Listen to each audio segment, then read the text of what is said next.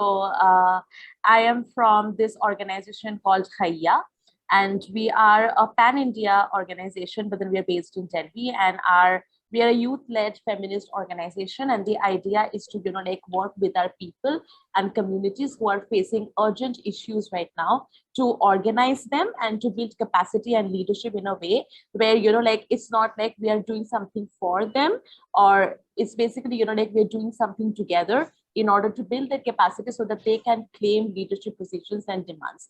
So yes, I work as a senior manager, mainly working on leadership development and curriculum design. And I was part of this amazing campaign called Health Over Stigma, which ran from 2018 to 2020. And our goal was to demand safe and stigma-free access to sexual and reproductive health of unmarried women in India.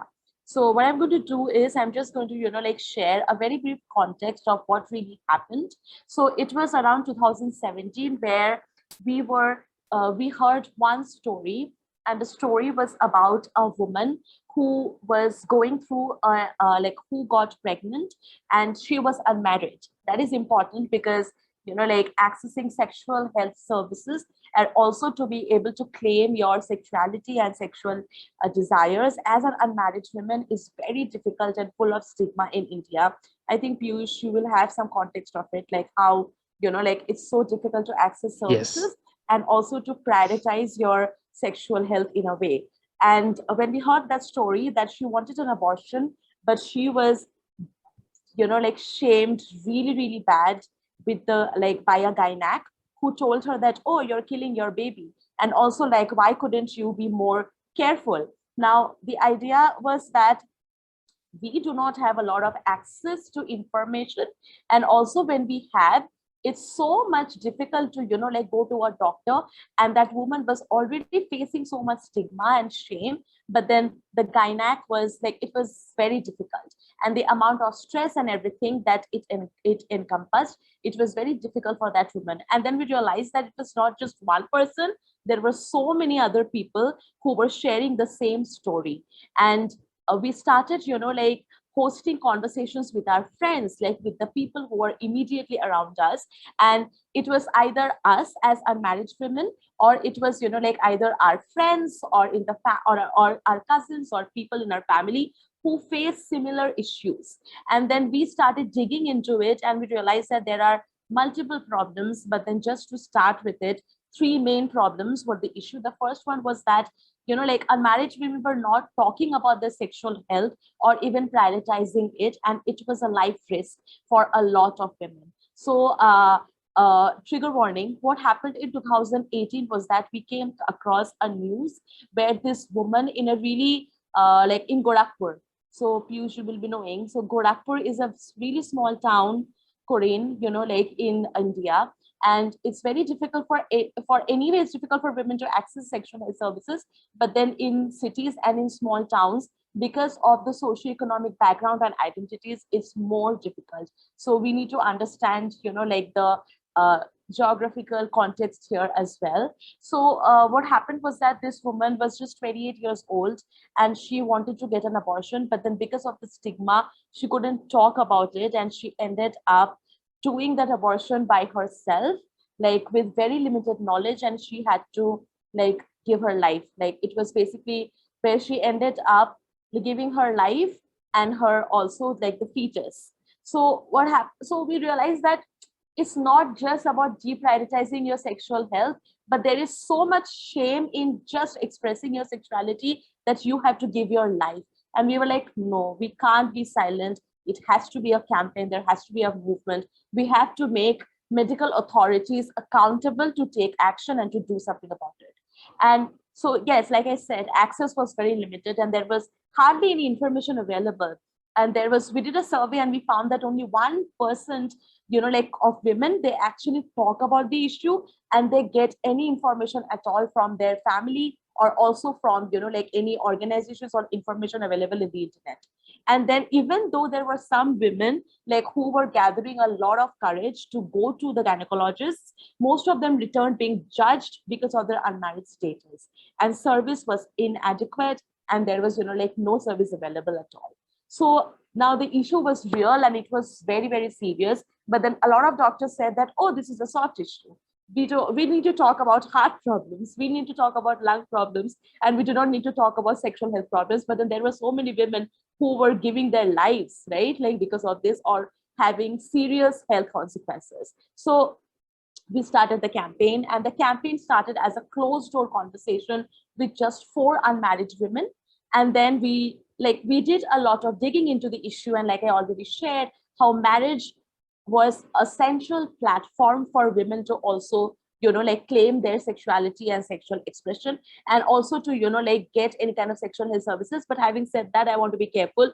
It's not like all married women can also access sexual health services, because there's a lot of stigma on different levels and lengths. But then for unmarried women, it's more difficult. So we conducted a survey just to understand like what is the problem and why women are not talking. We knew about it, but then we wanted to get more legitimacy and hear more voices. So we collected data from more than 760 women in New Delhi, and then this expanded to 4 other cities, where we started having sharing circles with 50 plus women who shared their stigma stories.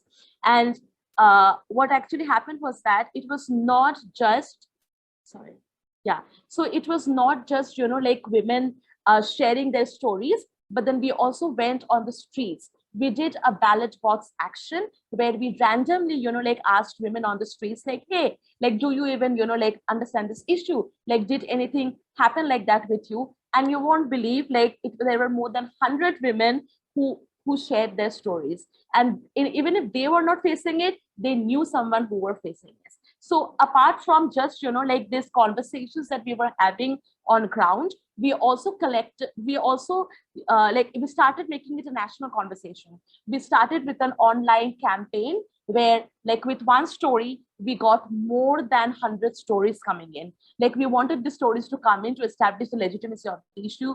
We went on ground and we were like, no, you cannot stop us from like collecting the stories and this stigma that was affecting women.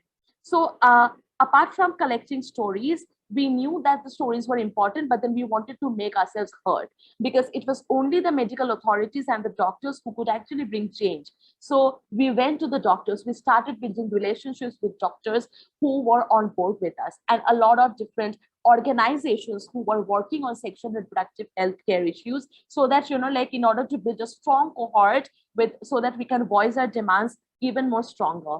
So the phase 1 was about like stories. Phase 2 were about building relational power with doctors, and to like come together and build a very strong network. And in phase 3, we did a lot of on-ground actions, like I talked about the ballot box action. We did a lot of media coverage. Like, our ballot box action was covered by a media team, and it became quite popular. And so that we could also like let other women know that, okay, this campaign is going on, you have to come and join us, because we cannot do this all by ourselves. We started a petition online where we were targeting the Delhi Medical Council and the Delhi Medical Association, because the Delhi Medical Council, under them, all the doctors of Delhi were registered and they had the license to practice, and ethical service was very important for them. So like, they had the power to deregister a doctor's license. So it was important for us to get connected to them, so that like, because they were in power, and it was important for us to build that relationship, so that like, we can convert their power into something useful. And apart from that, we were doing a lot of dialogue with doctors. There were doctors who did not understand the issue, and it was exciting because doctors who did not believe in that issue actually got transformed with the stories and everything. They came on board with us. They were also having conversations where they could like meet direct needs and demands of women. And then we created this story presentation to the Delhi Medical Council and the Delhi Medical Association, so that they understand what the problem is. Now, a very important thing for us in the campaign was that it was not just the organization who was leading the campaign. It started from the organization, but the idea was to build leadership of unmarried women from across diverse identities and backgrounds, so that they are the spearheaders of the campaign. And it's not just the organization talking about it. So we like did a lot of capacity building workshop and storytelling was a leadership practice for us. So where, like we learned how to tell our stories, so our own story, and then how to create a shared story and how to take action through our stories. So, and we did see, like a shift in the user journey of these women, where in 2018, it was just 4 women who was discussing the issue, and it was spearheaded by just 1 woman. And there was lack of awareness about the issue, and the urgency was not created. And then women were starting to join the campaign, and they understand their roles better, and doctors were still saying that the issue was solved.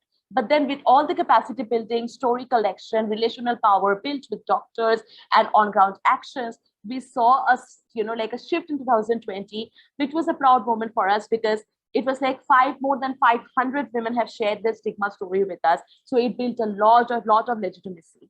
And then there were 50 women who started leading the campaign, and a national conversation started.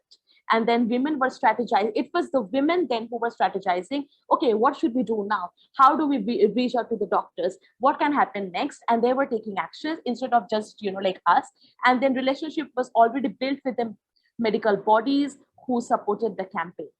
Now, we did have some milestones of the campaign. So the first milestone was, with these stories, we developed a code of conduct. Like the code of conduct was basically 10 commandments, 10 guidelines, where we told them how do we want to be treated. Like, for example, one of the commandments were, do not ask us if we are married. Like, ask us about, like our health, about our body, but don't ask us about, like, because that is not going to determine my sexual health. And then the next milestone was that where we did like more than 100 women got connected with the campaign, and there were street actions with the My Gynac campaign also coming in. Like we ran a lot of petitions, and like I already shared, the on-ground actions.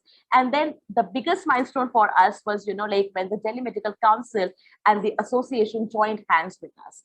And, like they said that, yes, this issue is real, and we really want to stand in solidarity with you, and we'll make sure that this doesn't happen anymore. And the last milestone was, like we got covered in a lot of newspapers. These are some of the pictures of the activities that we did on ground. So this was like a conversation where we were developing strategy together. And then, like this was if you can see my cursor, so this was, like the on-ground action on the ballot box that we went out and asked women to join us and share their stories.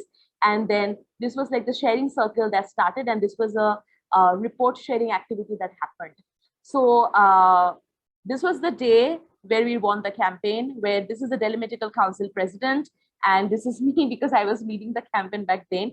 And this were, like they were like some of the women who were spearheaders of the campaign. The other women were sitting in the audience. So we came together, and they claimed publicly that, yes, we are standing in solidarity with the campaign. So yeah, we won the campaign right then. But then it was not like, and this is the, the news media, they covered our campaign and the win. Now, the work doesn't stop here, because the conversation has to continue. And there are so many women who like are in contexts and in locations where awareness is so less. So also during the pandemic, our network of women tried very hard to continue the conversation, and we connected them to doctors, where doctors were providing non-judgmental services, and for them to go and have the services taken. So yeah, that's it about the campaign. There is a